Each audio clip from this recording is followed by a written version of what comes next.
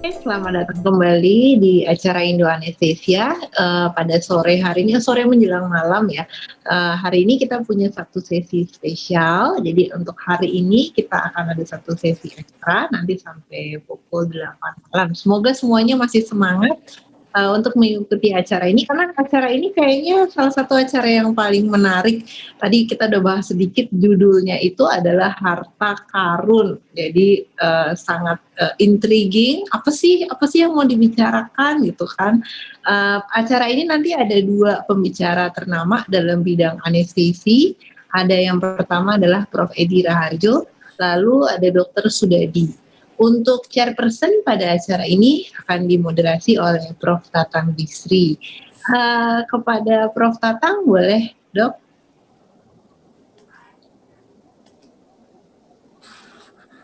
Di unmute, Prof.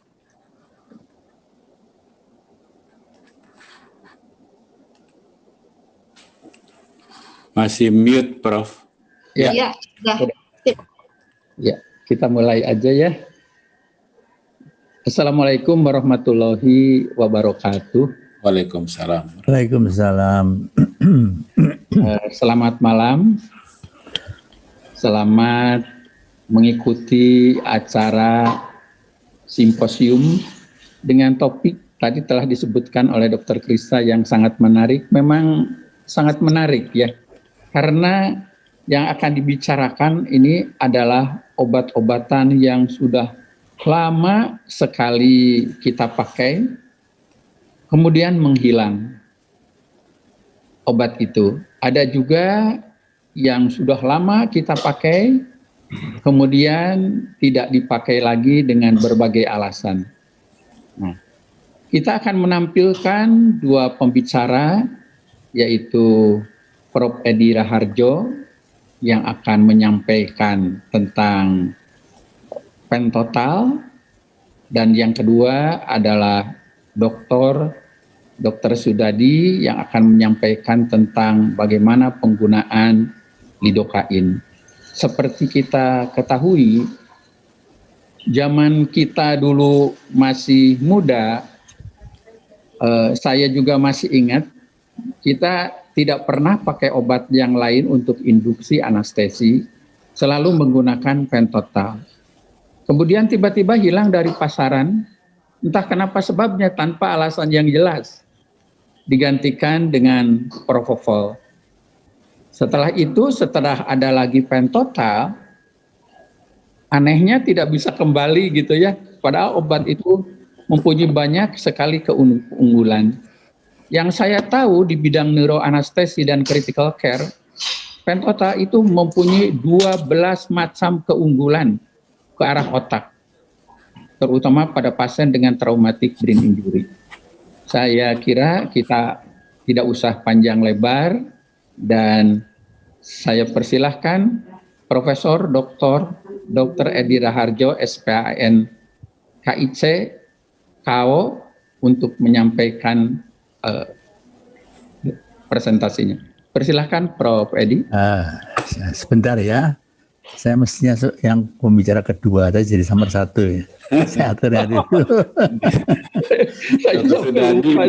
belum tiba.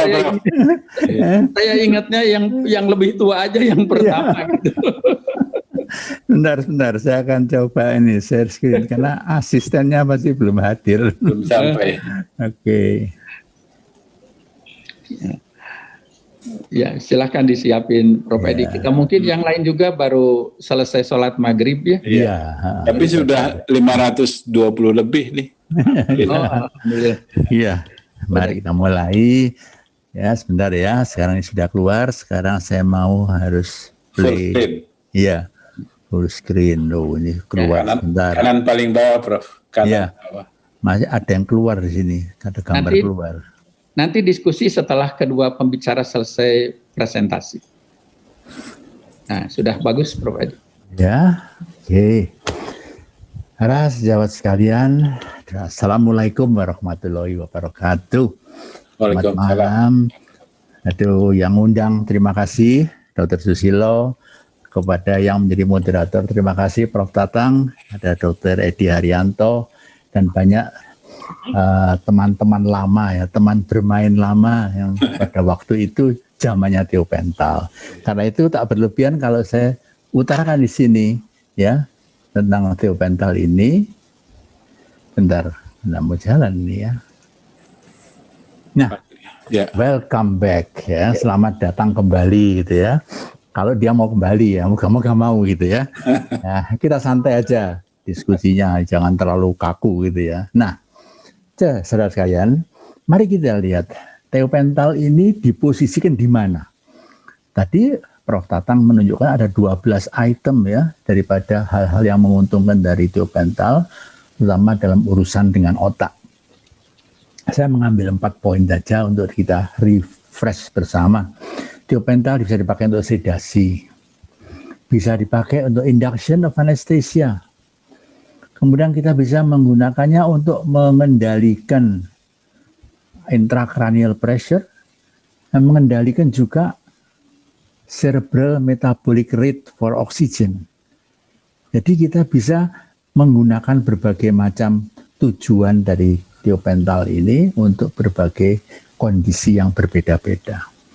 Tinggal masalahnya pada waktu zaman tiopental sedang banyak dipakai dan kemudian berhenti dipakai, zaman itu kita belum berburu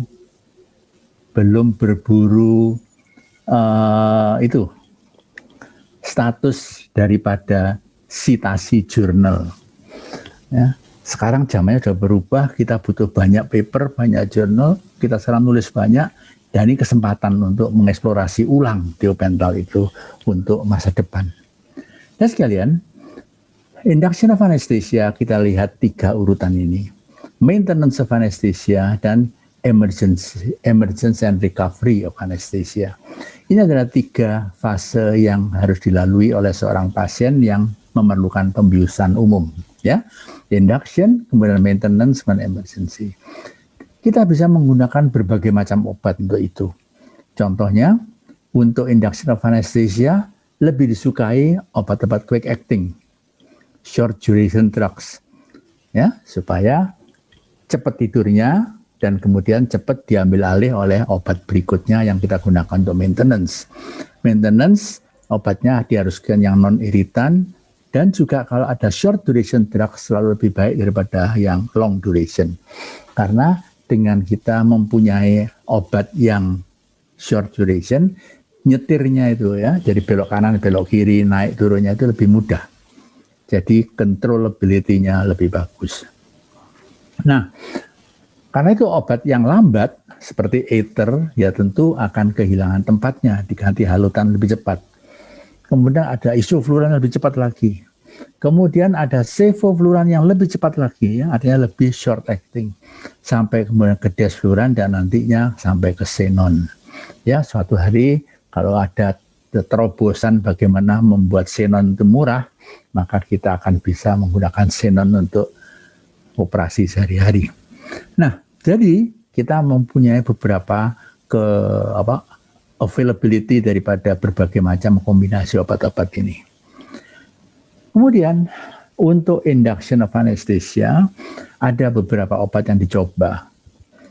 Ya, ketika tiopental itu menghilang dari pasaran, kita mencoba etomidate, mencoba propofol, kombinasi fentanyl, droperidol, ketamin dan sebagainya. Tapi buat yang sudah lama bekerja dengan tiopental, selalu ada sesuatu yang dirasa kehilangan. Something is missing ketika kita mengganti tiopental dengan obat yang lain. Ya, mari kita lihat urutan prosedur daripada 3 fase tadi. Pertama, sebelum kita mulai memberikan obat anestesi, harus ada preoksigenasi. Ya, untuk menghafalkannya, ada yang menggunakan 3, ada 5, ada 8 liter per menit. Ya, ada yang 2 menit, 3 menit, dan sebagainya. Ajak banyak variasi. Sebab semua itu tergantung daripada fasilitas alat anestesinya. Kalau klep-klepnya bagus, nggak ada yang bocor, mungkin dengan 3-5 liter per menit, 3 menit sudah cukup.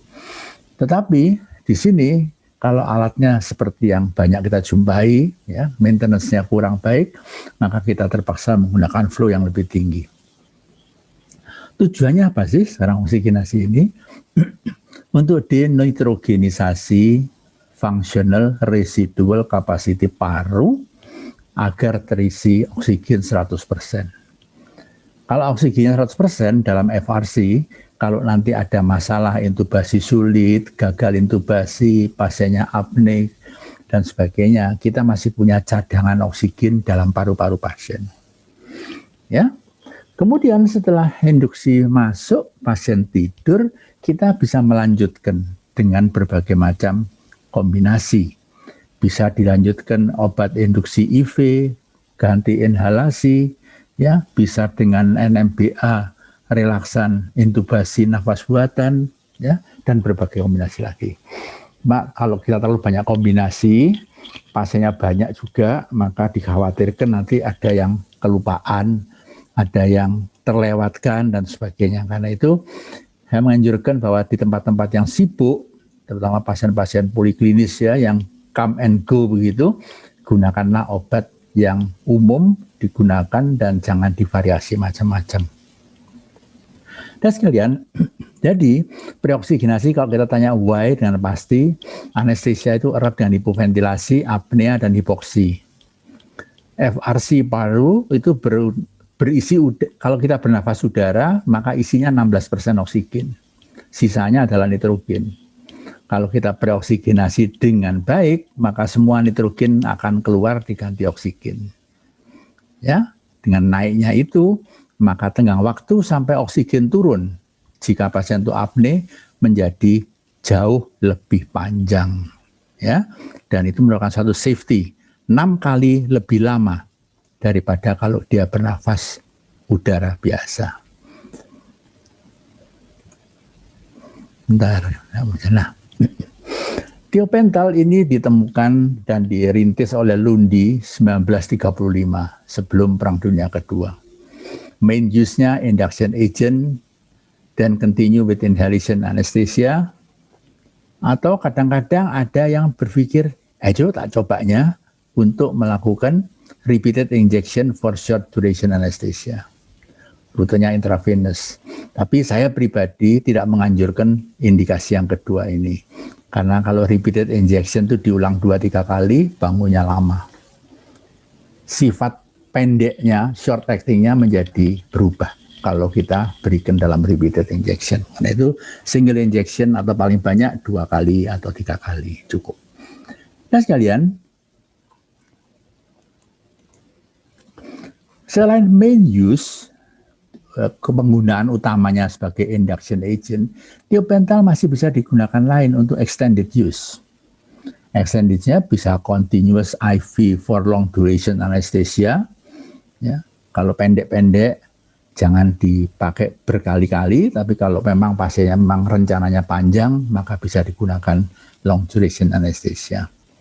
Bisa digunakan untuk resuscitation, menurunkan ICP, menurunkan CMRO2, dan juga untuk tujuan lain. Contohnya adalah rectal sedation.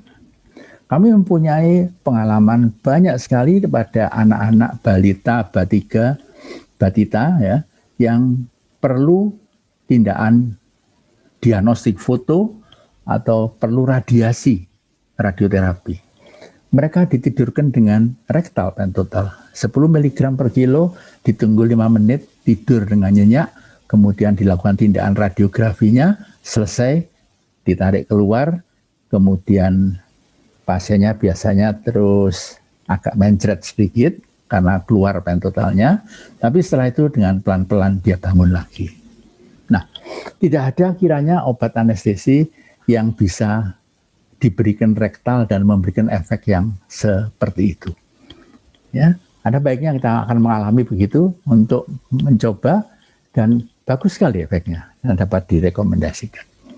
Nah sekalian, tiopental for IV induction kita gunakan dosis 3-5 mg slow IV. Ya, nah mohon jangan diberikan lebih banyak lagi, nanti bangunnya agak lama, dan harus slow IV, jangan diberikan quick IV, ya, supaya distribusinya bagus, ya. Nah, kemudian dianjurkan untuk keberhati-hatian bahwa stop after 75 to 100 mg to check response. dicoba lead refleksnya. Ya, refleks bulu matanya masih ada apa tidak. Kalau dengan 100 mg tadi lead refleksnya hilang, maka ya sudah cukup. Jangan ditambah lagi, karena kita bisa langsung pindah ke obat anestesi lainnya. Ya. Nah, lihat sini, the drug rapidly reaches the brain and cause unconsciousness within 30 to 45 seconds. Ya, dengan cara yang tadi, kita akan tidur pasien itu dalam waktu kurang dari 1 menit. Ya, at 1 minute, the drug attains peak concentration of about 60% of the total dose in the brain. Jadi, kita 45 menit tadi sudah tampak efeknya, maka at 1 minute, the drug attains peak concentration. Ya, 60% dari total dose-nya sudah mencapai di otak. Karena itu time-nya itu betul-betul perlu dijadikan satu kebiasaan standar yang tidak berubah-ubah. Nah sekalian, kemudian setelah sampai di otak, maka dengan sirkulasi darah, obat ini akan terbawa ke seluruh tubuh, ya. Dan in about 5 to 10 minutes, the concentration is low enough in the brain sehingga orang itu bisa mulai sadar kembali. Ya, jadi ini kalau untuk operasi yang membutuhkan waktu lebih dari 10 menit gitu ya, ya tentu kita boleh memakai pentotal kedua dan ketiga, tapi nanti bangunnya bukan 5-10 menit atau 1 menit, tapi agak lama. Ya, bisa setengah jam atau lebih. Nah, tiopental is not used to maintain anesthesia because it has to be given in large amounts to maintain anesthetic plane. In infusion, kita lihat bahwa nanti akan menyebabkan leading to a long period before consciousness is regained, ya. Karena itulah maka ini ditujukan untuk operasi yang pendek-pendek kalau sebagai obat anestesi utama, tapi kalau hanya untuk induksi tidak ada masalah, bisa digunakan untuk segala macam anestesi dan operasi. Ada sekalian, kemudian ya dengan kemajuan-kemajuan yang lebih progresif pada bedah otak, baik karena trauma maupun non-trauma, maka terbuka kesempatan untuk memanfaatkan efek dari tiopental ini sebagai satu obat yang perlu dipertimbangkan kalau kita membutuhkan upaya untuk menurunkan cerebral blood flow, cerebral blood volume, dan ICP, intracranial pressure. Juga penurunan daripada CMRO2, konsumsi oksigennya menurun, itu berjalan lebih kurang linear, ya, sampai ke titik di mana EEG itu menjadi flat. Lebih daripada itu, rentang daripada garisnya jadi berubah, ya, dan itu sangat dipengaruhi oleh dosis dan kondisi patologi dari otak itu sendiri. Tapi sampai dengan dari EEG normal sampai EEG-nya itu flat, itu terjadi penurunan konsumsi yang linear. Nah, saudara sekalian, lalu bagaimana lagi? Ya, di dalam proses mencari penggunaan yang lebih penting ya daripada sekedar obat anestesi, banyak penelitian-penelitian yang berkaitan dengan masalah otak, metabolismenya, tekanannya dan sebagainya. Ya, kita bisa browsing dan sebagai contoh seperti ini satu RCT yang membandingkan beberapa jenis variasi daripada barbital yang ada di pasar. Ya, contoh ini antara pentobarbital dan tiopental, nampak sekali perbandingannya bahwa kendali daripada intracranial pressure dengan tiopental lebih baik daripada dengan pentobarbital, sehingga kita dalam memilih nanti harus lebih spesifik mana jenis yang kita pilih berdasarkan penelitian-penelitian yang sudah tersedia banyak. Kita tinggal melakukan sedikit systematic review dan sudah ketemu apa yang dianjurkan untuk digunakan dalam hal misalnya ini adalah penurunan daripada intracranial pressure. Now let's use it safely. Ya, setelah kita mendengar apa-apa yang bisa dilakukan, sekarang mari kita gunakan dengan cara yang aman. Ya, larutkan menjadi 25 mg per cc. Jangan lebih pekat. gunakan SPED 20 cc. Ini adalah satu ritual buat kami ya, yang masih menggunakan tiopental dengan jumlah banyak sekali pada waktu belum hilang dari pasaran. Larutan itu bisa 25 mg per cc, bisa 50 mg per cc. Tergantung daripada sekolahnya itu ikut mana. Tapi kami menekankan tetap 25 mg per cc supaya larutannya itu cukup encer. Supaya kalau terjadi ekstravasasi, nyerinya tidak sehebat kalau 50 mg per cc. Gunakan SPED 20 cc. Maksudnya apa? Supaya barang ini kelihatan bahwa dia satu-satunya obat 20 dalam SPED 20 cc yang ada dekat pasien. Biasanya di upacara kami kalau di anestesi Surabaya, 20 cc untuk oplosan tiopental, 10 cc untuk oplosan efedrin. Ya, dengan cara begitu maka dalam kondisi kritis kita tidak akan mengambil SPED yang keliru. Ya. Kemudian larutan yang sudah dibuat, ya, kalau masih tersisa simpan di lemari es, tapi jangan lebih dalam 24 jam. Suhu harus di bawah 25 derajat dan jangan sampai keliru masuk freezer. Ya. Itu masih bisa digunakan, tapi setelah 24 jam tolong dibuang, jangan dipakai lagi karena bahaya infeksi. Nah, kedua, saya ulangi, let's use it safely.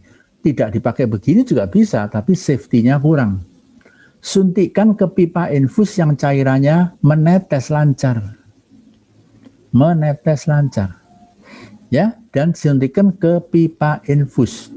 Tidak boleh ke vena biasa, misalkan menghemat langsung ke vena biasa atau pakai butterfly needle, jangan. Ya, masukkan ke pipa infus, cairannya menetes lancar. Ya, supaya tiopentalnya itu terdilusi dan terbawa merata ke seluruh tubuh setelah melalui otak tentunya. Dosisnya 3-5 mg per kilogram, ya. Dan untuk safety lagi begini caranya. Tentukan rencana dosis. Ya, misalnya pasiennya itu 50 kg, akan saya beri 3 mg per kilo, berarti 150 mg. Kemudian dengan 25 mg per cc, 150 mg itu sama dengan 6 cc. Ya, kita bisa mengatakan kepada yang membantu kita, apakah perawat atau PPDS ataupun kolega yang lain, tolong berikan pentotal 150 mg 6 cc ya. Jadi ada dua indikator 150 mg, itu tidak kelihatan dalam SPED.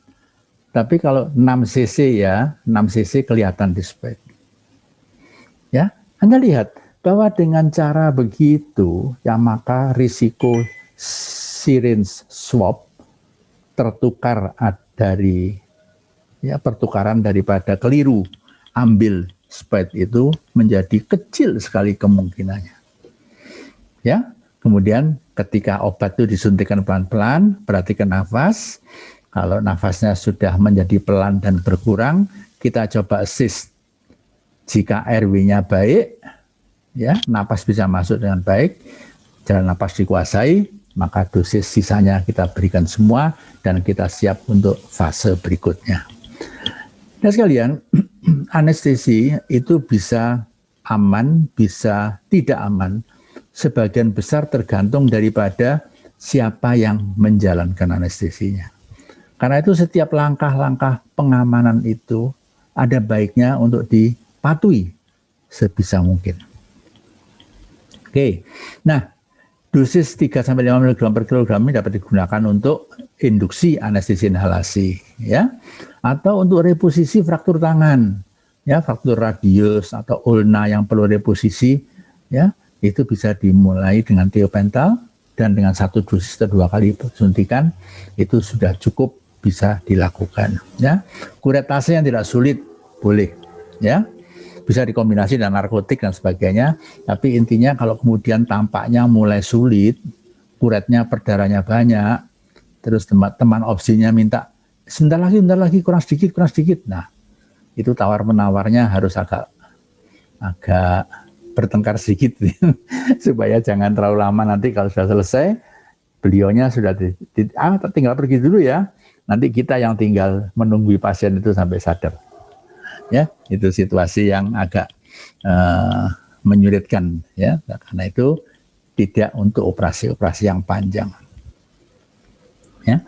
Jika toh operasinya perlu sedikit lagi, tawar-menawar, dosis dapat ditambah tapi 50%-nya. Ya, kalau tadi 150 mg, maka dosis tambahnya 50 sampai 75 mg, paling banyak 2 kali. Itu tawar-menawarnya seperti begitu. Baik. Ya. Nah, di sini saya jelaskan supaya jangan lupa, jika operasi perlu lebih lama, sebaiknya ganti inhalasi aja, sebab jika terus diberi tambahan tiopental akan terjadi kumulasi dan bangunnya lama. Ya. Ada juga teman-teman yang menggunakan tiopental ini untuk C-section, ya toh. Dulu sebelum zaman ketamin, maka tiopental buat C-section itu cukup banyak dilakukan, ya. Tapi sekarang kita sudah mulai bergeser. Ya. Tapi sebenarnya ketika Lundi mulai menggunakan obat ini dari 1935 itu, dia adanya pentotal itu sudah suatu berkah yang luar biasa. Jadi dia akan berusaha untuk mencoba sebisa mungkin menggunakan obat tadi dengan berbagai macam upacaranya. Gitu. Ya. Nah, kalau tadi kita mengatakan 3-5 mg per kilo, boleh dipakai terus. Tapi di sini ada sedikit perubahan karena tiopental itu crosses placental barrier. Ya. Nah, di sini normal dosnya 4-6 mg per kilo given rapidly. Kalau induksi yang tadi itu digunakan dengan cara pelan-pelan, yang ini justru rapidly. Makes the mother unconscious, but the baby in her uterus remains conscious. Wow, ini yang menjadi menarik sekali untuk lihat ini. Rapid redistribution in the mother's blood prevent high level appears the baby's blood. Ya, kemudian kita harus join dengan dokter bedahnya, dengan dokter opsinya. Nanti aku yang memberi aba-aba ya untuk ngeklaimnya umbilical cord-nya. Karena clamping of umbilical cord best wait for redistribution to occur. Ya, di dalam bukunya Leroy Van Dam itu ada gambar yang bagus sekali tentang masalah distribusi dan redistribusi dari tiopental itu. Ya, di dalam plasma dan di dalam organ-organ penting.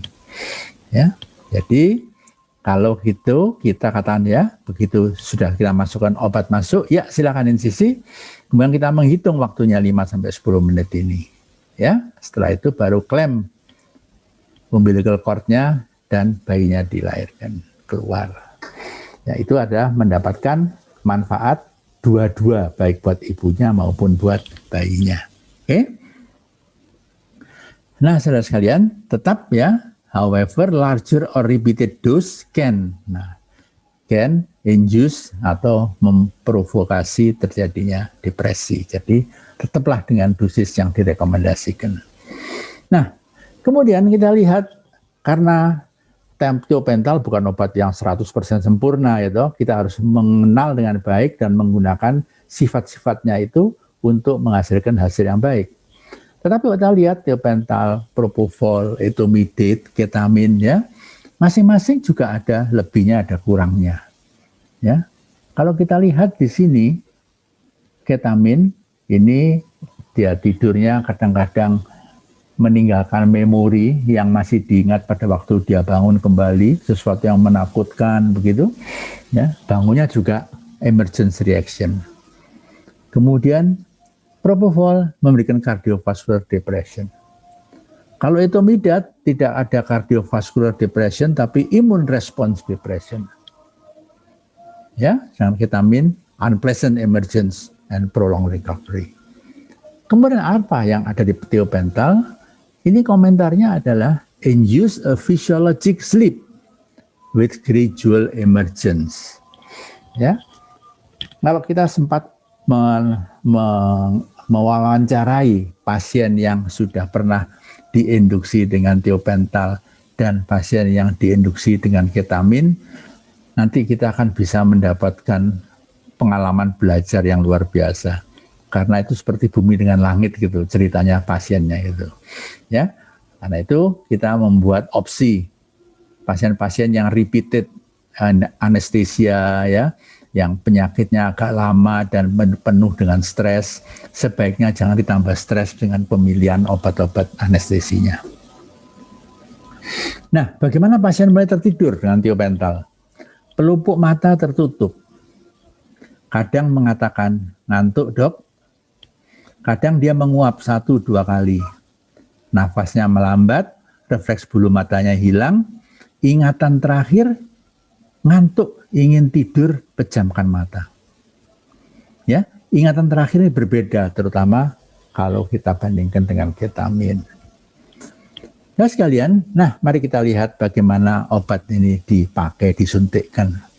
Ya, ini karena volumenya agak banyak, sering para perawat itu khawatir nanti ini suntikannya naik ke atas, ke arah botol infus. Ya, karena itu dia pijet ini pipanya di sini. Ya, ini saya katakan ini adalah cara yang kurang baik. Ya. Tiopentalnya di sini, disuntikkan ke sana, yang ditutup, dipijat adalah pipanya. Padahal tangan ini, tangan kiri ini bisa dipakai untuk tujuan yang lebih penting. Apa itu? Ya, saya katakan ini salah pegang pipa. Ya, yang betul ini lihat apa yang dia pegang. Dia memegang denyut arteri radialis.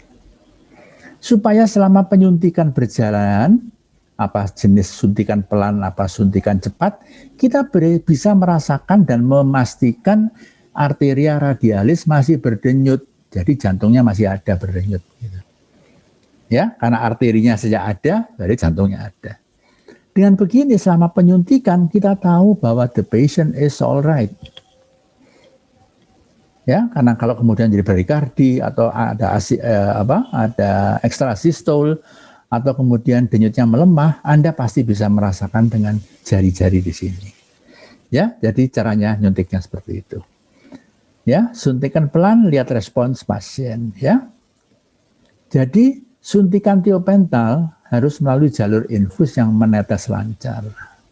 Boleh NS, RL, D5. Ini coba kita lihat. Ini infusnya dipasang, terus ketika disuntikkan, ya. Suntikannya terlalu cepat atau mungkin di sini di ujungnya ya abuketnya atau surflow-nya sempat ekstravasasi.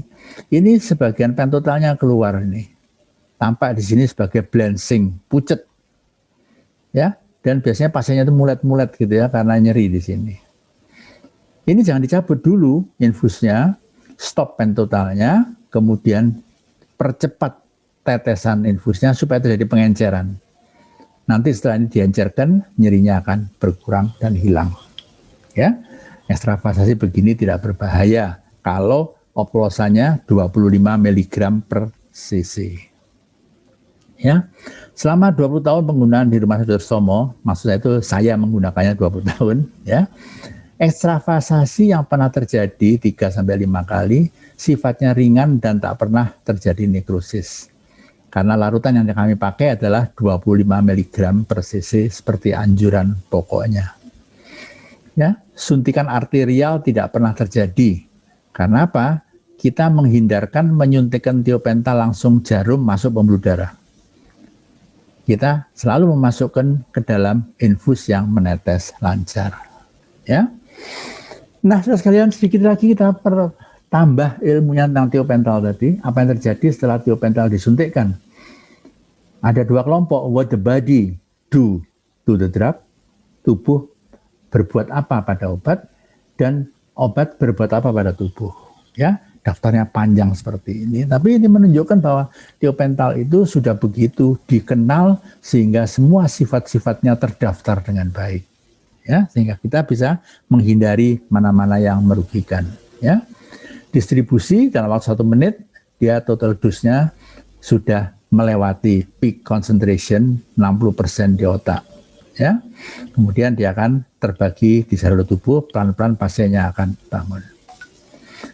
Metabolisme tiopentalnya crosses the blood-brain barrier karena dia mudah larut dalam lemak. Kemudian efek yang cepat itu karena redistribusi. Jadi pada seksio tadi redistribusinya terjadi setelah masuk otak, kemudian redistribusi.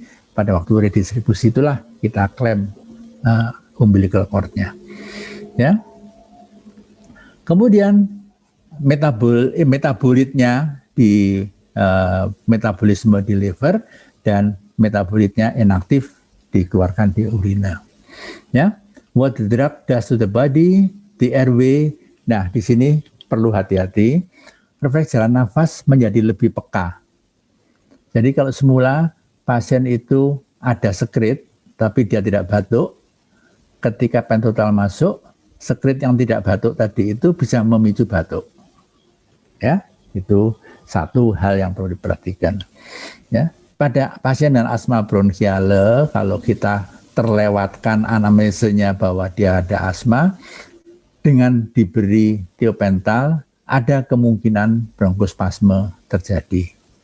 Ya, sehingga anamnese perlu ditanyakan.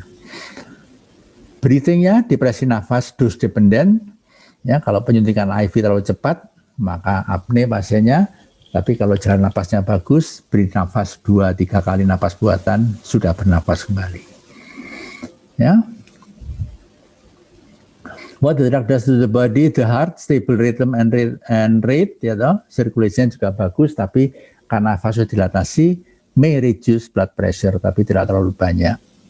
Ya, tapi jangan lupa bahwa contraindicated in cases with hypovolemia. Ya, jadi pasien hipovolemia tentu pasien hipovolemia tidak boleh diinduksi anestesi kecuali dengan ketamin.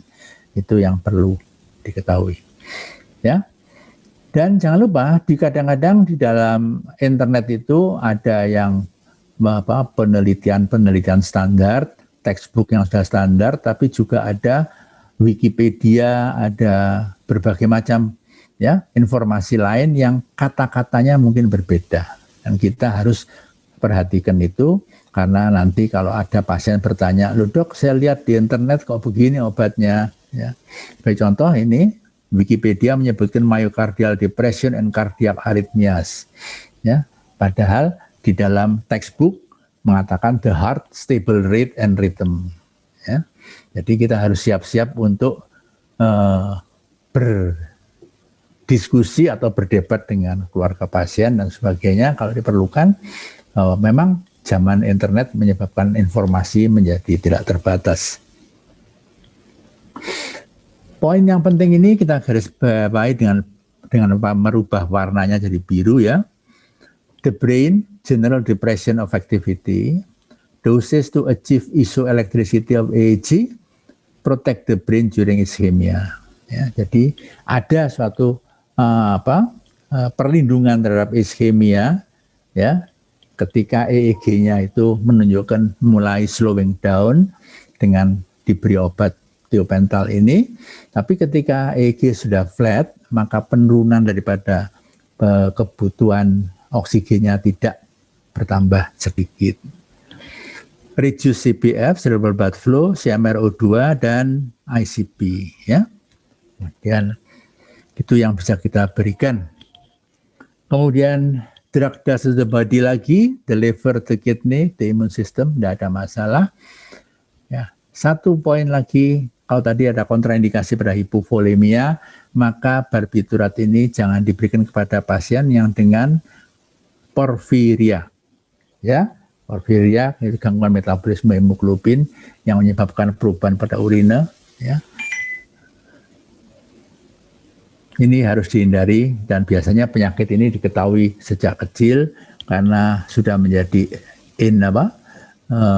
error of metabolism yang terbawa sejak kecil. Nah, kemudian kalau kita bertanya bagus mana sih pentotal sama propofol, ya kita artinya dalam hal apa? Ya, buat yang peduli beda-beda tipis, sebagai contoh ada membedakan berapa lama tinggal di ICU atau tinggal di ruang recovery sebelum boleh pulang. Ya, ada beda yang di ruang recovery, ada beda yang di ruang UGD. Ya, Tapi bedanya dua-duanya sama kecilnya, sehingga kalau saya tidak banyak dipermasalahkan seperti waktu itu. Important safety information. Penting pada kasus rawat jalan, tiopental causes drowsiness ya. Jadi hangover-nya itu ada. Jadi apapun alasannya tidak boleh pulang nyetir sendiri. Ya, itu sudah kewajibannya. Juga tidak boleh pulang naik kereta cepat sendiri, ya, harus ada pengiringnya.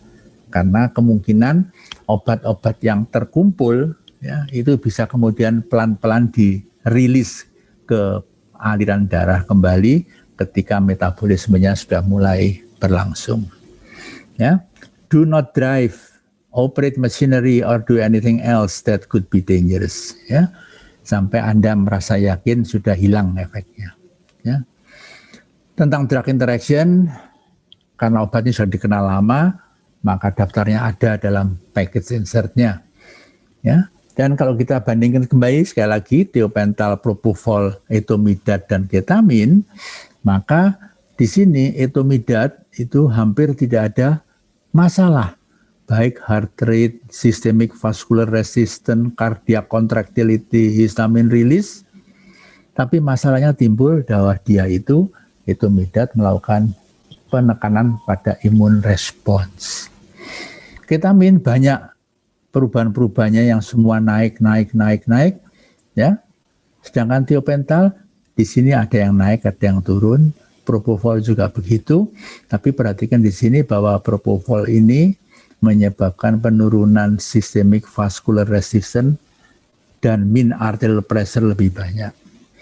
Ini berkaitan dengan beberapa kali observasi teman-teman sejawat dari kardiologi. Kalau minta intubasi untuk pasiennya edema paru karena infark, selalu menekankan bahwa kalau bisa jangan pakai turun tensinya. Memang penting, karena kalau orang itu infark, koronernya sudah menyempit, tensinya turun lagi ya tentu jadi jelek. Ya, karena itu kita perhatikan permintaan dari teman kardiologi tadi, kita pilih obat yang mempunyai penurunan tekanan darah, efeknya lebih sedikit daripada propofol. Ya, karena kedua juga cardiac contractility-nya turunnya lebih sedikit daripada propofol dan mean arterial pressure-nya juga turun lebih sedikit daripada propofol.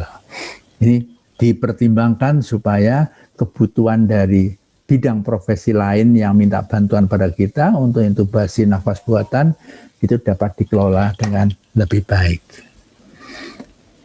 Ya.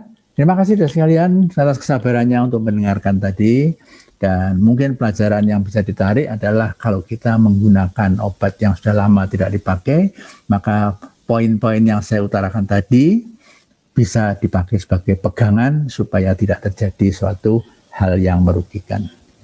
Terima kasih dan wassalamualaikum warahmatullahi wabarakatuh. Waalaikumsalam warahmatullahi wabarakatuh. Terima kasih Prof. Edi atas presentasi. Terima kasih. Sangat menarik. Prof. Tatang. Ya. Para hadirin sekalian, untuk beberapa teman-teman spesialis anestesiologi yang baru dan para residen anestesi, mungkin pentotal ini seperti merupakan obat yang baru. Padahal obat ini sudah dikenal sejak tahun 1935. Sehingga kalau kita ingin atau para yang baru mulai ingin mencoba, tentu kita harus hati-hati dalam pemberiannya. Tadi Prof. Edi sudah memberikan cara-caranya untuk memberikan pentotal dengan aman. Tadi juga saya katakan bahwa sangat banyak kegunaan pentotal dan untuk neuroanestesi dan critical care pada pasien dengan traumatic brain injury itu suatu wajib menggunakan pentotal, bukan obat-obat yang lain. Diskusi akan dilaksanakan nanti setelah pembicara kedua mempresentasikan makalahnya. Untuk itu saya persilahkan Dr. Sudadi untuk menyampaikan makalahnya tentang topiknya tentang penggunaan lidocain. Persilahkan Dr. Sudadi. Assalamualaikum warahmatullahi wabarakatuh. Terima kasih, Profesor. Salam. Ya,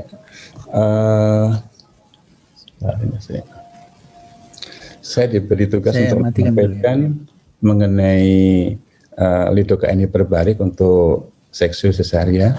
Apakah ini merupakan suatu pilihan dengan durasi yang optimum? Udah kelihatan belum ya, Prof? Kelihatan, bagus. Kelihatan. Oke, ya. Sebelumnya mungkin bisa ditampilkan pooling dari panitia, monggo silakan Mbak Nis. Ya, monggo sejawat sekalian untuk bisa memilih untuk pooling sekarang. Ini mengenai berdasarkan pengalaman dokter, lama kerja lidocaine 100 mg untuk SAB, monggo silakan pilih.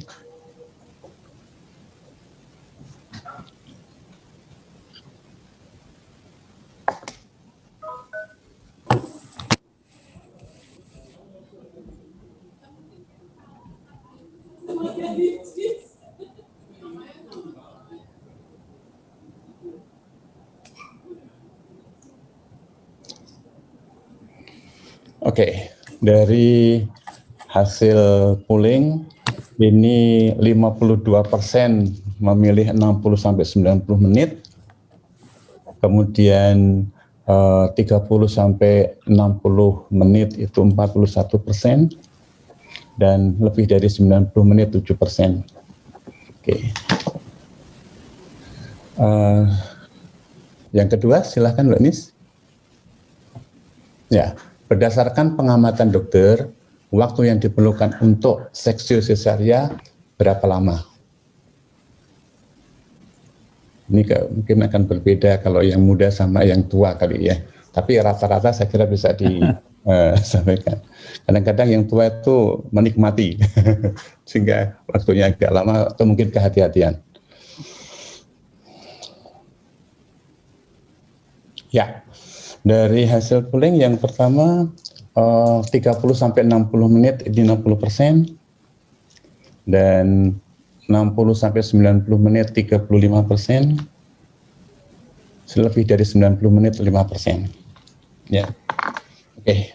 Kalau kita lihat dari apa yang disampaikan dari sejawat sekalian, nampaknya kalau kita memilih obat dengan durasi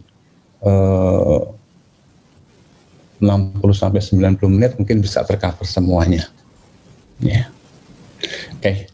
Tadi sudah dipaparkan oleh Prof. Edi mengenai tiopental, yang salah satunya mungkin bisa sebagai pilihan, salah satu pilihan kalau misalnya melakukan SC dengan general anestesi. Tapi kita tahu semua bahwa spinal anestesi ini merupakan salah satu dari regional anestesi yang paling populer untuk seksiu. Saya yakin bahwa teman-teman sekalian, kecuali ada indikasi tertentu, menggunakan spinal ini sebagai pilihan untuk melakukan fasilitas untuk seksiu cesaria. Ya. Mengenai obatnya, nah ini nanti pilihan dari panjenengan semua.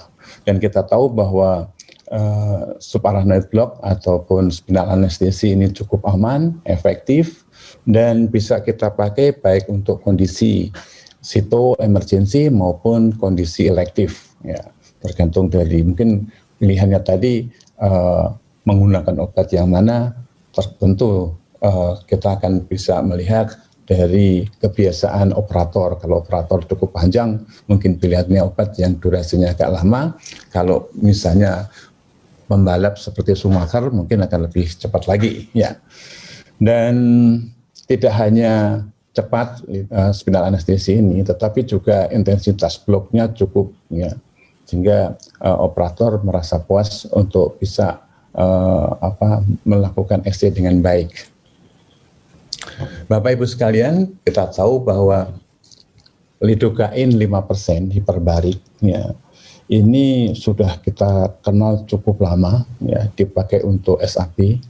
Tahun 1954 sudah mulai diperkenalkan, dan berdasarkan studi yang ada pada saat itu sampai tahun 2000-an, ya, itu merupakan obat yang cukup aman digunakan untuk prosedur SAP. Ya, hanya saja pada sekitar tahun 2000-an, akhir tahun 95 sampai tahun 2000-an ini banyak laporan mengenai kejadian transient radicular attrition ataupun kemudian dikenal sebagai TNS, ya, transient neurologic syndrome, ya, yang kemudian menjadi suatu hal yang dipertanyakan. Ya. Ini mulanya ada suatu laporan yang kemudian ada banyak sekali research yang kemudian menggali apa sebetulnya TNS tersebut. Ya. Ya, nah pada akhir-akhir ini kalau kita mencari obat literatur mengenai hiperbarik lidocaine 5% menjadi sangat jarang karena mungkin tadi obat tersebut pada awal tahun 2000-an itu dipertanyakan ke safety-nya ataupun keamanannya. Ya. Oke lah. Nah ini ada satu case report pada waktu itu yang menyampaikan bahwa karena lidocaine 5% hiperbalik terjadi Pauda-Hughes syndrome. Nah, kemudian dilakukan suatu penelitian yang cukup banyak. Ya. Tetapi akhir-akhir ini, ya, mulai ada publikasi mengenai pemakaian lidocaine ini untuk rawat jalan justru. Karena Pak mungkin dengan pada waktu kita melakukan rawat jalan perlu dipilih obat yang durasinya pendek, tetapi masih bisa memfasilitasi tindakan pembedahan. Ya. Ini jurnal terbit pada tahun 2014, ya, penggunaan hiperbalik lidocaine 2% yang digunakan untuk 1D surgery. Nah, ini dari hasil yang disampaikan bahwa lidocaine 2% hiperbalik ini cukup efektif untuk 1D surgery dan dengan komplikasi yang minimal. Ya. Tidak ditemukan adanya hipotensi maupun TNS yang semula banyak dipublikasikan atau banyak dilaporkan. Ya. Halo. Halo, ya? Oke. Kemudian ada laporan lagi ataupun ini salah satu research yang dipublish tahun 2018 kalau salah ini, ya. Single dose lidocaine spinal anestesi untuk artroplasti ini cukup bagus juga. Jadi di sini dilaporkan bahwa dengan isobarik lidocaine untuk spinal anestesi, ya, ini cukup aman dan efektif untuk pasien-pasien rawat jalan pada artroplasti. Nah, dan pasien bisa pulang dalam kondisi yang cukup baik tanpa dijumpai adanya TNS. Nah, berdasarkan hasil ini, kemudian cukup banyak riset-riset yang kemudian mulai dilakukan untuk menggali benarkah tadi. Ya. Nah, ini ada satu perbandingan, ya, recovery trial antara hiperbaric spiral anestesi pada lidocaine, tetrakain, dan bufacain. Ya. Nah, tujuannya untuk menilai ataupun melihat secara lebih dalam lagi bagaimana pola dari obat-obat yang 3 tadi. Dan hasilnya bahwa sebetulnya ketika obat tadi mempunyai level analgesi yang berimbang, baik lidocaine, tetrakain maupun bufacain, pada menit-menit pertama level yang bisa dicapai sampai ke rata-rata itu toraka 5. Nah, ini cukup bagus dan mempunyai pola yang mirip, ya. Jadi kalau kita lihat lidocaine ini yang agak di atas, kemudian tetrakain yang di tengah. Ya. Nah, kemudian kalau dilihat dari regresi 2 segmen, ini lidocaine memang lebih cepat, ya, dibandingkan dengan tetrakain maupun bupivacain. Dan kalau kita lihat dari ambulatory sampai ke resolver sampai ke bebas dari obat, memang lidocaine yang paling cepat dibandingkan dengan tetrakain maupun bupivacain. Nah, dari laporan tadi disimpulkan bahwa lidocaine untuk spinal anestesi ini recovery-nya paling cepat dibandingkan dengan tetrakain maupun bupropion. Saya kira ini kita semua sudah memahami betul. Tetapi kalau kita lihat dari polanya yang untuk mencapai satu level tertentu dari ketiga obat tersebut berimbang. Ya, ini laporan dari Semarang. Jadi perbedaan lama analgesi antara lidocaine 100 mg yang dibandingkan dengan lidocaine yang ditambah dengan clonidine 75 mikro dan 100 mikro. Ya. Kita lihat di sini bahwa dari data demografik ini tidak ada perbedaan bermakna di antara ketiga kelompok. Ya. Jadi baik dari jenis umur, jenis kelamin, pendidikan dan sebagainya itu berimbang atau tidak ada perbedaan yang bermakna. Nah, kemudian kalau kita lihat dari mula blok, ya, mula blok pada lidocaine yang tanpa adjuvan itu 4,67 menit dengan standar deviasi 0,53. Sedangkan kelompok lidocaine dengan 75 mikro clonidine itu lebih cepat.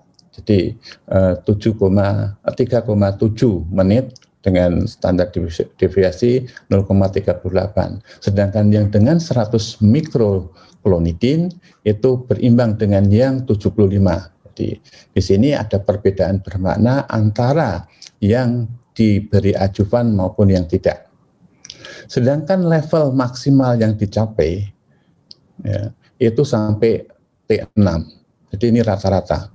Di pada kelompok yang lidocaine tanpa adjuvan 6,97, yang dengan 75 6,85, dan yang dengan 100 mikro clonidine 6,4. Ya, di sini tidak ada perbedaan yang bermakna. Ya. Kemudian untuk regresi 2 segmen yang tanpa adjuvan 73,4 menit. Ya. Sedangkan yang dengan 75 mikro 96,65 menit dan yang dengan 100 mikro clonidine 102,95 dengan standar deviasi 5,31. Nah, di sini walaupun ada perbedaan yang bermakna antara yang tanpa adjuvan dan dengan yang adjuvan, tetapi kita lihat bahwa regresinya sudah lebih dari 1 jam. Malah di sini kurang lebih 1 jam 15 menit rata-rata. Untuk lama blok ketiga kelompok ini sama ya. Mula blok itu sekitar 3,8 menit, tidak ada perbedaan, kurang lebih ya hampir sama.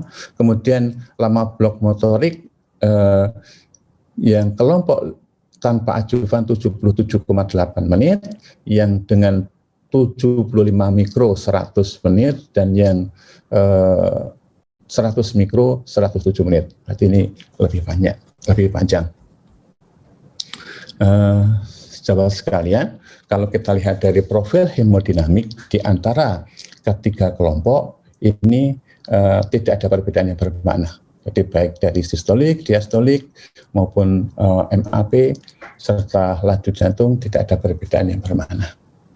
Nah, kemudian dari komplikasi yang terjadi baik hipotensi maupun suffering dan yang lain-lain ini berimbang, tidak ada perbedaan yang bermakna. Oke, nah tadi adalah laporan penggunaan lidocaine yang dikombinasi dengan clonidine. Nah, ini pada riset tahun 2010 ada spinal anestesi untuk SC ini diperbandingkan antara lidocaine dan bupivacaine. Ya, lidocaine 5% dan bupivacaine 0,5%. Nah, tujuan daripada penelitian ini adalah untuk meneliti profil hemodinamik ya, maupun komplikasinya, jadi ini heart rate, blood pressure maupun komplikasi yang terjadi hipotensi, mual muntah, suffering dan sebagainya. Nah, ini dilakukan secara random untuk kedua kelompok. Yang kelompok pertama menerima lidocaine 5%, Sedangkan yang kedua bupropion 5%. Ini semua pasiennya adalah 52 pasien. Ya. Kalau kita lihat dari profilnya, ini dari umur tidak ada perbedaan yang bermakna, baik kasus emergensi maupun elektif juga tidak ada perbedaan untuk di kedua kelompok. Blok motorik ini tidak berbeda bermakna, jadi dua-duanya bisa sampai ke hip joint, artinya bisa sampai ke Broomid 3. Ya. Untuk sensorisnya sampai level T4, ya, jadi berimbang. Ya. Di sini kalau dilihat bahwa lama operasi untuk seksio cesaria itu kurang lebihnya 37,2 menit. Nah, kalau kita lihat dari pooling tadi, untuk seksio cesaria itu rata-rata memilih yang di Indonesia, artinya itu 30-60 menit. Jadi saya kira mirip dengan yang terjadi di luaran sana. Nah, kemudian kalau kita lihat dari komplikasi yang terjadi dari profil hemodinamik, ini tidak ada perbedaan bermakna antara kelompok lidocaine 5% maupun buvi, ya. Kemudian dari komplikasi yang ada juga berimbang, jadi tidak beda bermakna. Nah, dari apa yang dilaporkan bahwa sebetulnya buvi maupun lidocaine itu bisa interchangeable. Jadi kita bisa milih mana yang kita perlukan sesuai dengan kondisi pasien.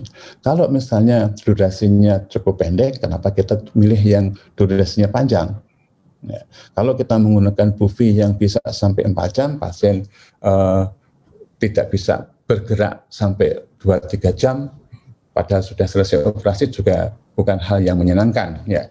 Jadi di sini bahwa bufocaine dan lidocaine bisa digunakan sama-sama untuk spinal anestesi pada seksio dengan tidak ada perbedaan yang bermakna pada baik profil hemodinamik maupun komplikasi yang terjadi. Ya. Dan ya, saya kira ini cukup bagus untuk bisa digunakan sesuai dengan kondisinya. Ya. Bapak Ibu sekalian, sebagai simpulan pada pertemuan sore sampai malam hari ini, bahwa hiperbarik lidocaine untuk SC sebetulnya kalau kita lihat dari durasi SC ini 37,2 menit, ini sama dengan pooling kita, bahwa di pooling tadi di awal sesi ini 60% dari sejawat sekalian di Indonesia memilih ya berdasarkan pengamatan durasi SC itu antara 30 sampai 1 jam 60 menit. Dan ini sesuai dengan yang di luar pun ya sekitar 37,2 menit. Ya.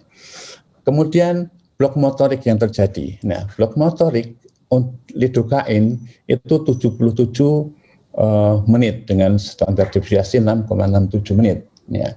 Jadi ini sama juga dengan yang di luar sana. Dan kalau kita lihat dari hasil pooling bahwa durasi dari lidocaine 100 mg yang digunakan untuk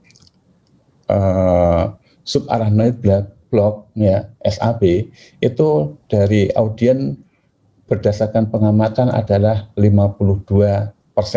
Jadi saya kira cukup memenuhi kebutuhan untuk memfasilitasi tindakan SC. Dan lidocaine hiperbarik ini cepat recovery-nya dengan insidensi maupun komplikasi dibandingkan dengan buvi yang tidak jauh berbeda. Ya.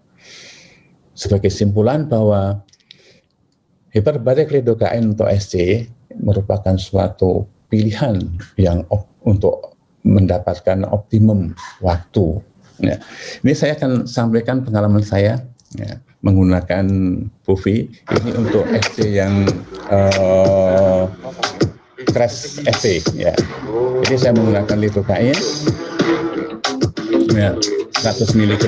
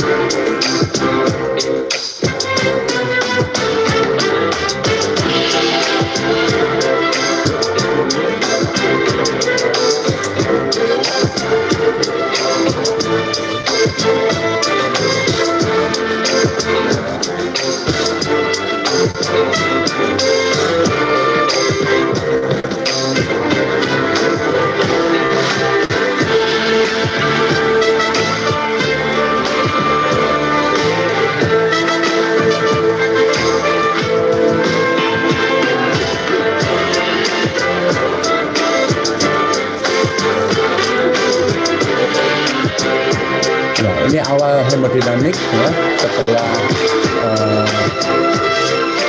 dilakukan EKG ya, tensi cukup stabil ya. Penurunannya tidak terlalu banyak ya. Dan operator merasa puas dengan otot-otot yang cukup rileks dan operasi bisa diselesaikan dengan baik. Oke, terima kasih. Saya kira cukup dari saya, Prof. Assalamualaikum warahmatullahi wabarakatuh. Waalaikumsalam warahmatullahi wabarakatuh. Terima kasih Dr. Sudadi atas presentasinya yang sangat menarik. Lebih dulu mungkin tadi saya lupa memperkenalkan bahwa karena saya lihat peserta banyak sekali, ada 633 peserta dan saya tidak tahu ada yang dari dalam atau luar negeri. Saya perkenalkan dulu bahwa Profesor Edi Raharjo adalah guru besar bagian anestesiologi, guru besar anestesiologi senior dari Fakultas Kedokteran Unair, dan Dr. Sudadi adalah senior anestesiologis dari Universitas Gadjah Mada. Untuk itu kita mulai diskusi. Akan saya sampaikan beberapa pertanyaan, karena pertanyaannya sangat banyak sekali yang tidak mungkin kita selesaikan dalam malam ini, dalam waktu yang sangat terbatas. Jadi saya akan pilih dari pertanyaan dari luar negeri, karena dalam bahasa Inggris mungkin harus tolong dijawab juga dalam bahasa Inggris, dan ada pertanyaan dari dalam bahasa Indonesia. Yang pertama, sebentar Prof Hatang, mohon maaf, ambil kertas dulu. Ya, silakan Prof Edi.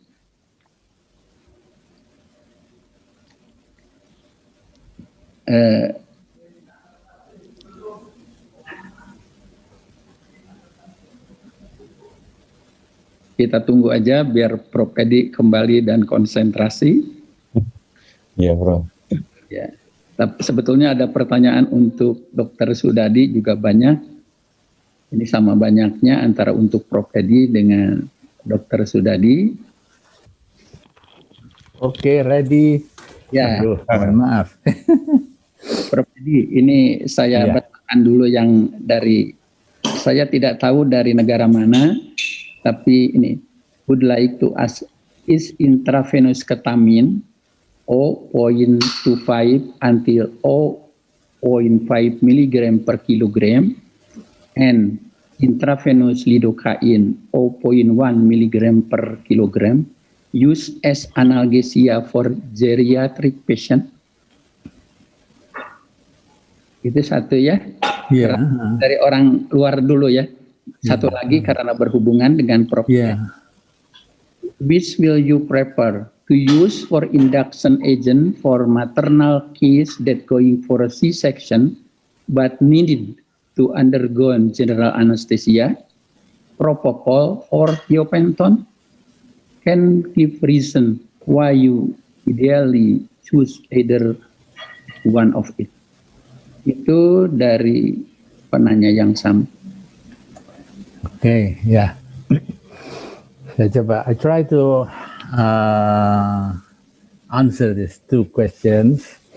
Thank you, colleagues, for asking us. In the meantime,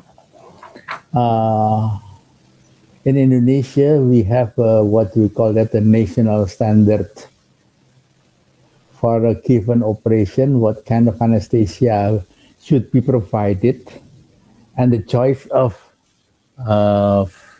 drugs.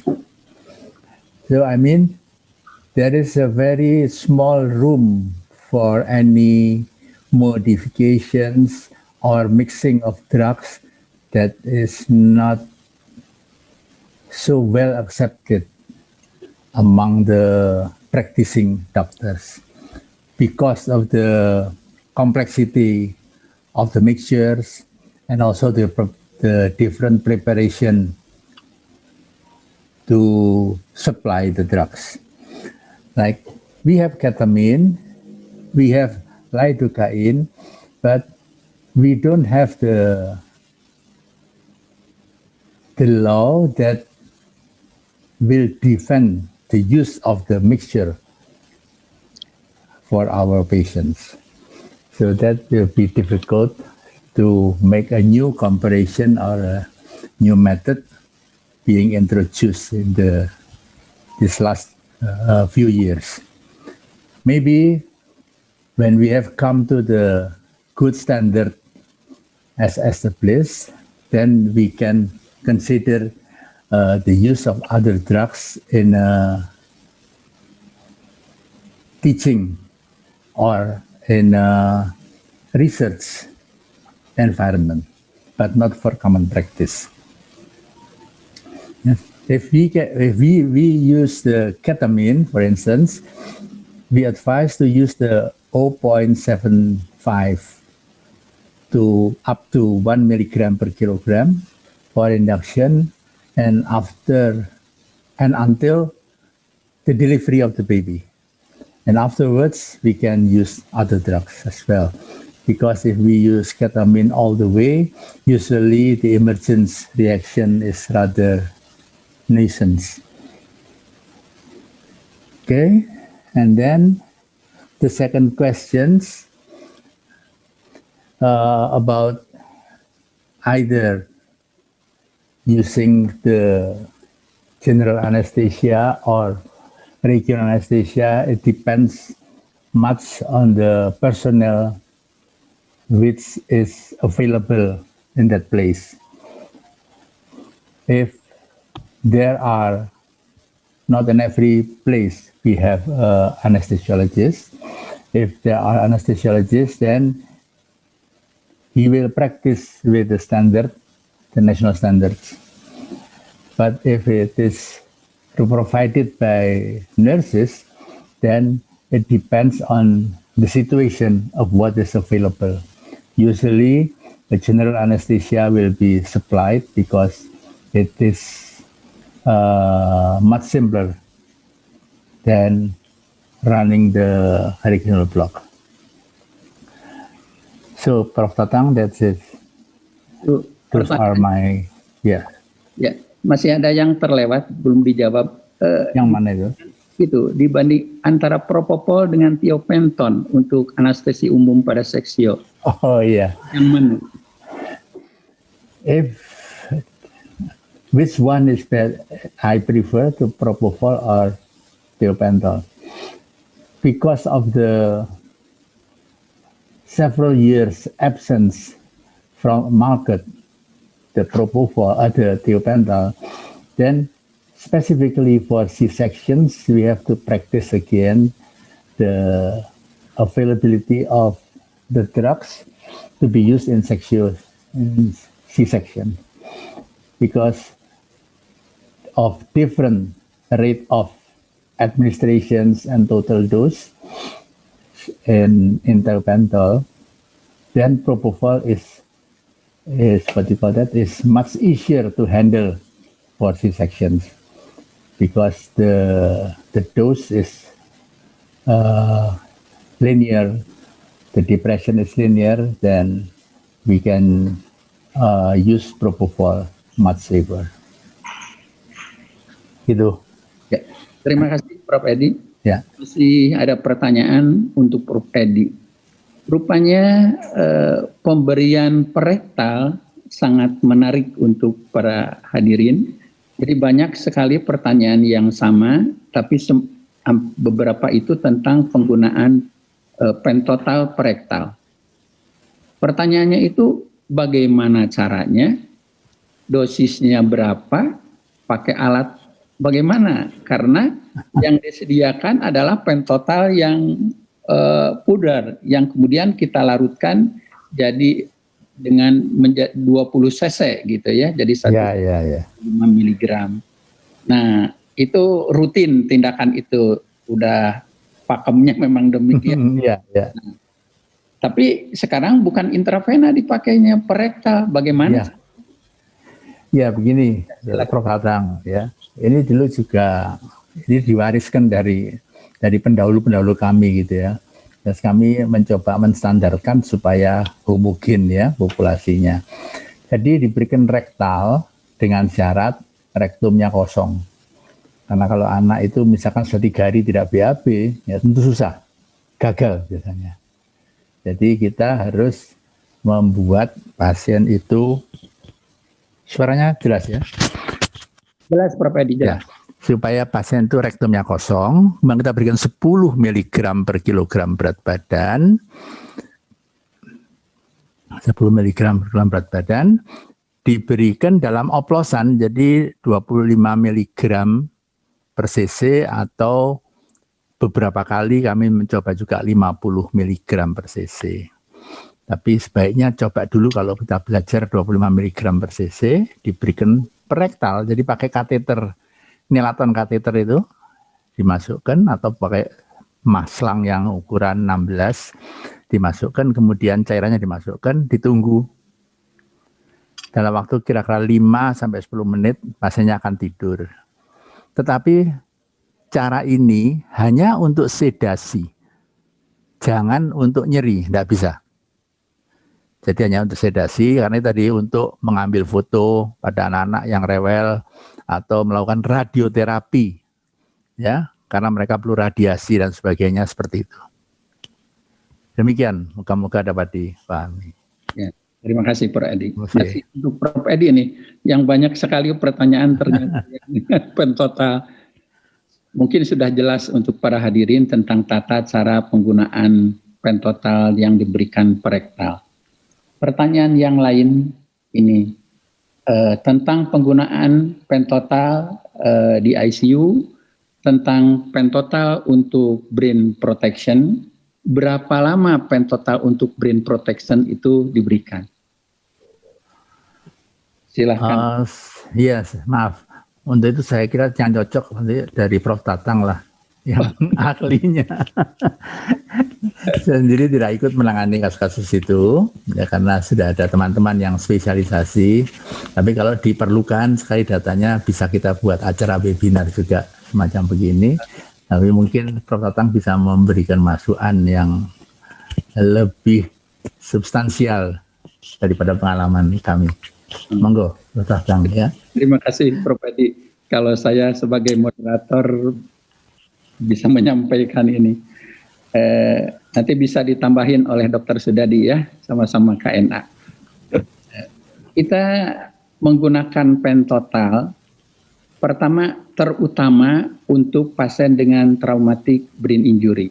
Sampai itu yang sekarang itu, karena bukan hanya keterbatasan penyediaan pentotal, tapi kita pilih-pilih lah untuk yang untuk yang traumatic brain injury saja. Karena tadi telah saya sebutkan bahwa pentotal mempunyai kurang lebih 12 kegunaan, yaitu menurunkan metabolisme otak, memperbaiki distribusi cerebral blood flow, menekan seizure untuk kejang, menekan katecholamin yang menyebabkan hiperaktivitas, untuk imobilisasi, anestesi, ke arah mengatur termoregulasi yang hilang oleh trauma, bisa diperbaiki oleh pentotal, menurunkan intracranial pressure, menurunkan edema cerebral, menurunkan sekresi cerebrospinal fluid, scavenging free radical, stabilisasi membran. Itu kira-kira sekian lah kegunaan pentotal, sehingga sangat dianjurkan untuk pemberian baik induksi atau maintenance anestesi pada pasien traumatic brain injury, terutama yang pre-op GCS-nya sudah di bawah 8. Bagaimana caranya? Ya induksi seperti biasa, dosisnya dikasih maintenance 3 mg per kilogram berat badan per jam. Untuk di ICU yang tidak dioperasi bisa juga sebagai second tier terapi. Second tier terapi itu adalah apabila terapi penurunan tekanan intrakranial tidak baik dengan tidak ada efek dengan first tier terapi. First tier terapi itu adalah dengan pemberian manitol dengan pemberian mannitol dengan dilakukan hiperventilasi misalnya, tapi ICP itu tidak mau turun, tetap aja di atas. Kalau berdasarkan brain traumatic foundation yang 2016 itu 22 batasnya, minnya itu 22 mm Hg. Tapi kami selalu mengambil yang lama, yang 2007, yang batas ICP-nya itu di 20. Karena apa ngambil 20? Karena ada juga yang melaporkan ICP yang naik sampai 18 mm Hg itu juga bisa terjadi brain herniasi. Jadi nggak 22 mulai terapi, tapi 20. Nah, itu kapan? Di sekentir terapi, yaitu apabila ICP-nya tidak mau turun di bawah 20. Kira-kira begitulah pemberian pentotal.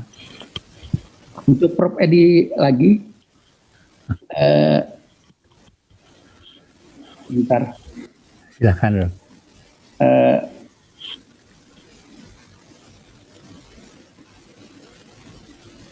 Ini bahasa Inggris lagi, Prof. Edi.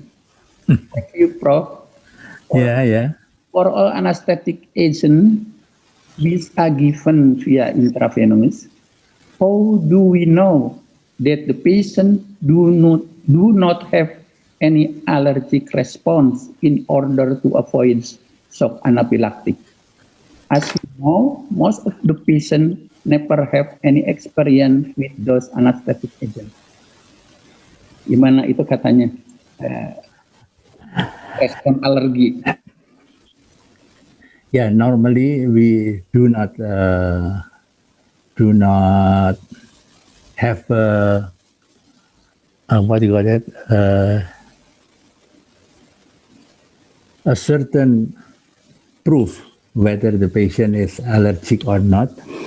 Usually we rely more on the history, whether the patient has already experienced an anesthetic episodes before, and did it run smoothly, or did the doctor explain that there was some difficulties with the situations after the operations. So it's a very indirect method of obtaining proof about allergy.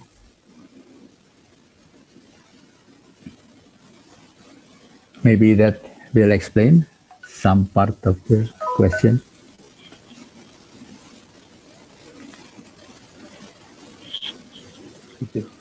Jadi kita tidak bisa mengatakan dengan pasti alergi apa tidak dari penampilan ataupun tes-tes tertentu, tetapi kita mendasarkan kepada anamnese, apakah pernah mendapat anestesi dan apakah berjalan lancar atau dokternya menceritakan adanya gangguan-gangguan yang berhubungan dengan alergi. Ya, terima kasih Prof. Edi. Ya. Ini saya bacakan berdasarkan urutan datang pertanyaan. Jadi untuk Dr. Sudadi sekarang, Dr. Sudadi, untuk pertanyaannya, ini nih, ada pasien katanya, dilakukan spinal anestesi. Kasus anak 10 tahun dengan apendik dioperasi dengan spinal anestesi. Ternyata alergi. Dan bagaimana menangani alergi itu secara emergensi. Karena post-op-nya pasien lumpuh kedua kakinya. Ya bukan alergi.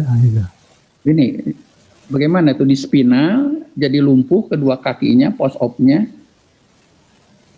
Tidak disebutkan ini obatnya apa. Oke, ya. Terima kasih, Prof. Jadi kalau misalnya kita melakukan suatu spinal anestesi, kemudian pasca spinal itu terjadi suatu kelumpuhan, harus kita eksplor dengan benar, Prof. Di mana kita melakukan puncture-nya? Apakah memang betul sudah di posisi yang safe, ataupun mungkin terlalu tinggi sehingga mengenai medulla spinalis, yang kemungkinan bisa saja menjadi cedera pada medulla spinalis. Kemudian yang kedua dari sisi obatnya. Kalau dari sisi obat, kalau tidak diberikan ajuvan, saya kira sudah cukup aman. Ya, kecuali tadi kalau misalnya ada TNS, ya TNS pun sebetulnya sifatnya tidak terlalu berat, terjadi gejala antara 1 sampai 3 hari yang bisa menghilang semua, menghilang total, walaupun ada beberapa yang memanjang, tetapi dengan pengobatan NSAID aja sudah NSAID sudah akan sangat berkurang. Kalau sampai terjadi suatu kelumpuhan, yang perlu kita pikirkan adalah apakah ada cedera dari medulla spinalis. Ya. Kemudian kelumpuhannya ini segera, ya, jadi setelah spinal anestesi dan tidak kembali lagi. Nah, ataupun apakah sempat kembali? Nah, ini harus kita pikirkan. Kalau misalnya sempat kembali, nah saya pernah mendapatkan kasus seperti itu.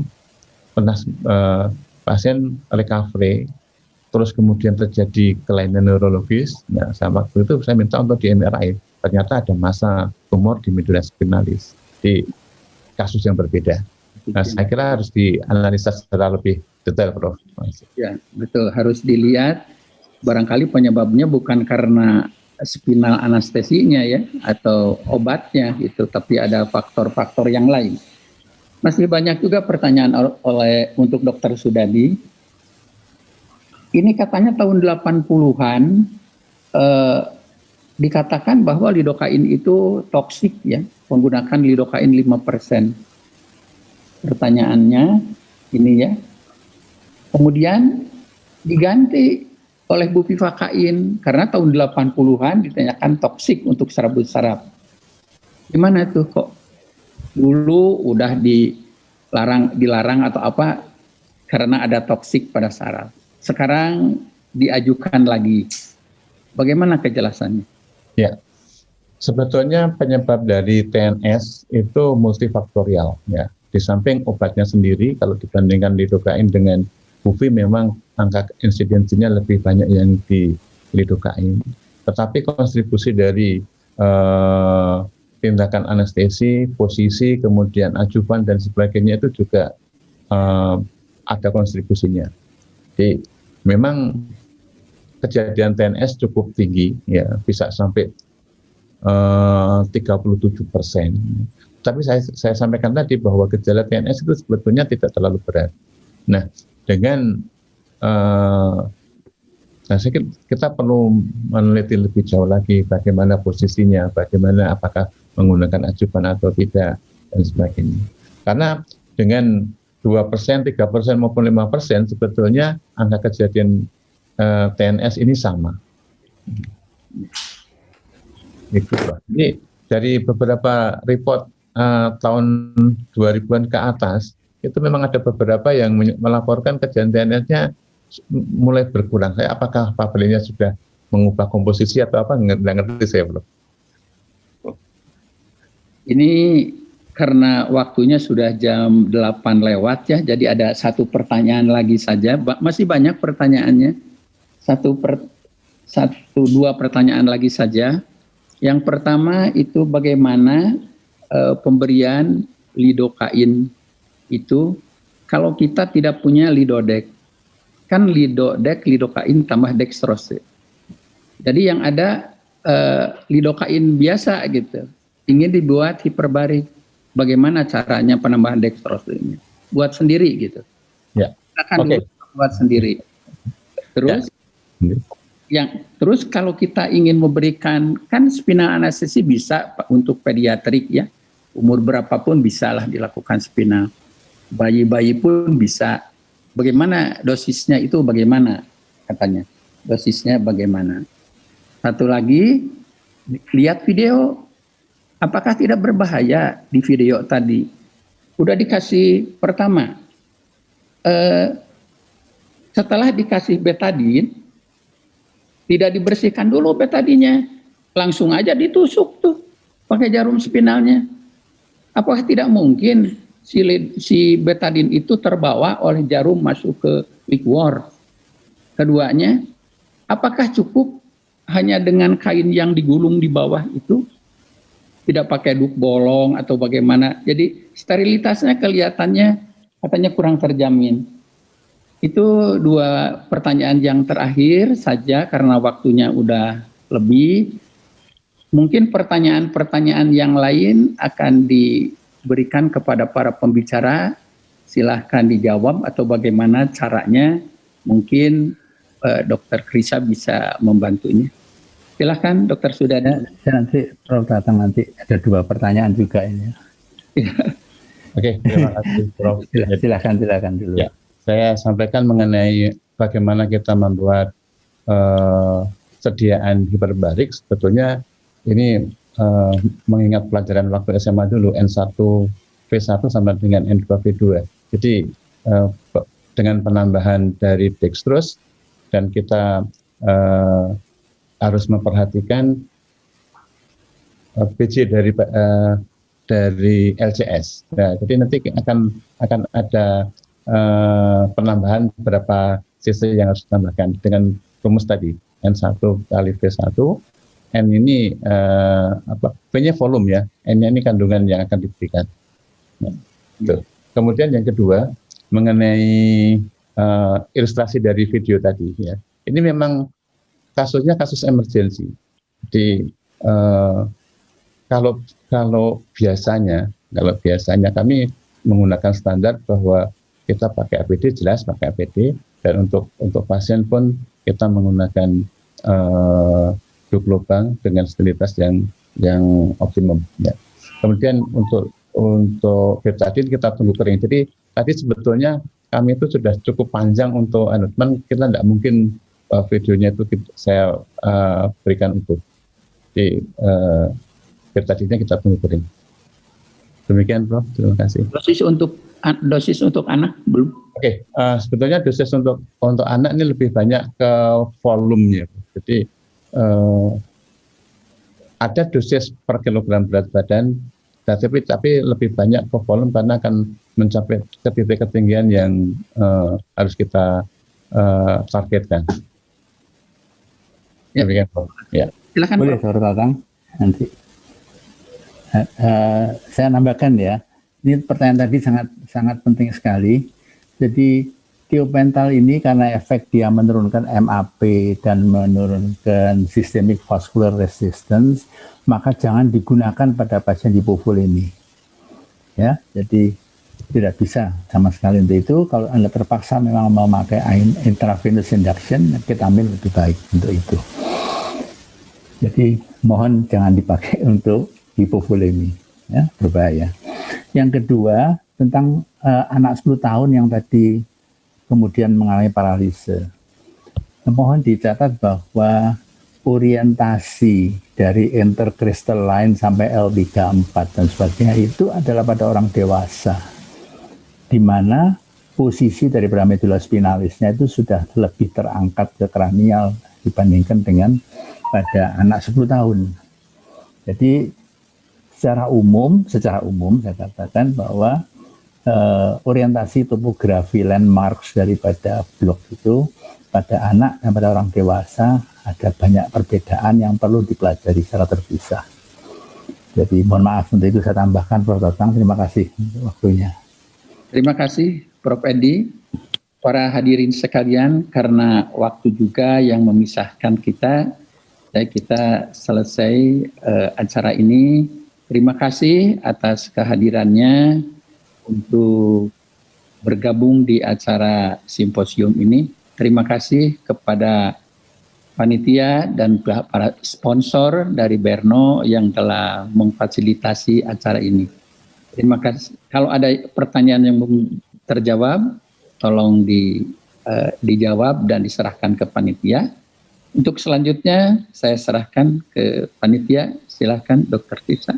Terima kasih. Wassalamualaikum warahmatullahi wabarakatuh. Waalaikumsalam. Terima kasih kepada Prof. Tatang, Prof. Edi, Dr. Sudadi sudah meluangkan waktunya di hari Minggu malam. Terima kasih kepada 600 peserta yang masih stay bersama kita pada hari ini. Masih banyak nih, tadi kayaknya saya lihat banyak pertanyaan yang belum dijawab. Mungkin nanti untuk sesi ini nanti kita bantu rekapkan ya Prof ya.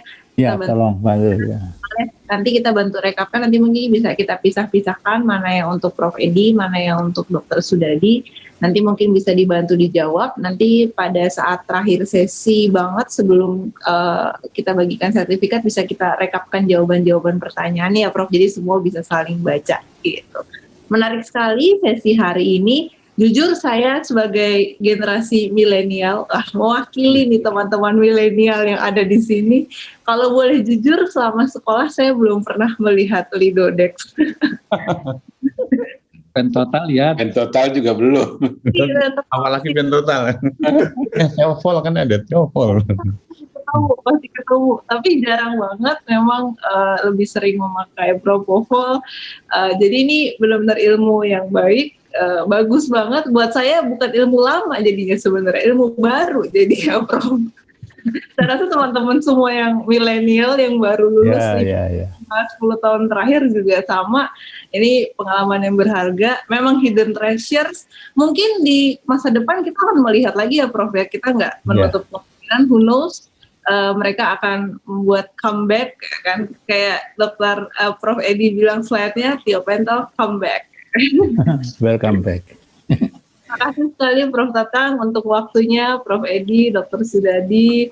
Terima kasih kepada seluruh peserta. Terima kasih kepada. Terima kasih ya Dr. Susilo juga. Terima kasih.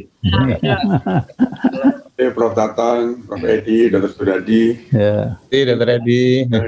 Nantikan hidden treasure kedua ya. Iya. Ini yang belum kita bahas masih ada. Vitamin dan halotan. Iya, kita menyalutan. Boleh. Buat kita yang milenial sama teman-teman residen, kayaknya ini ilmu-ilmu yang bagus yang kita harus tahu ya sebagai anestesi. Kan nggak mungkin dong nanti ditanya someday terus kita nggak tahu apa-apa gitu, atau kita bekerja di tempat yang ketemunya obat itu, kita harus tahu. Jadi buat teman-teman yang milenial tetap harus ikutin acara-acara hidden treasure selanjutnya.